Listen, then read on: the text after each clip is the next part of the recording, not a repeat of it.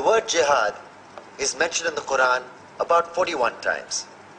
The words mercy, peace, and compassion are mentioned about 355 times. Yes, come in.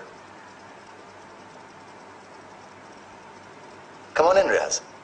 Sit down, please. Contrary to popular belief in most Western cultures, Islam is a religion that preaches peace and tolerance. Yes, Patricia.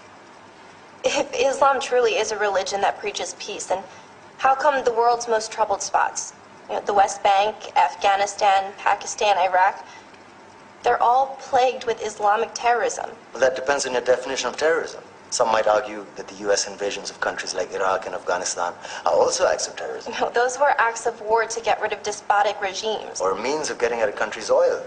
Conspiracy theories. Well, May I? Yes, please. Go ahead, Riaz. Mr. Khan is right. I mean, if we're talking about terrorists, the world's biggest terrorists are the white superpowers. Come on now. No, really, stop and think about it. Explain 9/11. Okay. Do you know how many people died in the Twin Towers strike? Around 3,000. And do you have any idea how many people died in the bombing of Afghanistan? Take a wild guess. More than 15,000 people died. And that's just conservative figures. About 50,000 tons of explosives were dropped on innocent civilians. Men, women, children. Yeah, but that was because of the Taliban.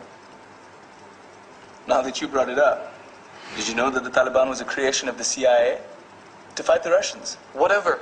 They were still harboring terrorists. Yeah, right. Terrorists that were never found. Just like the weapons of mass destruction that were never found in Iraq. Do you want to get into the death toll in Iraq?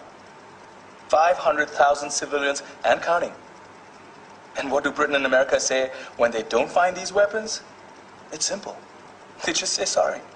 And still refuse to relinquish control of these countries. What are you trying to say? What I'm trying to say is that just because you're American, wear a fancy suit, and call yourself the president, doesn't make you any less of a terrorist. I'm saying that if you don't stop meddling in other people's countries, you will face a backlash. If Muslims like you feel that way, then why don't you get out of our country? We will.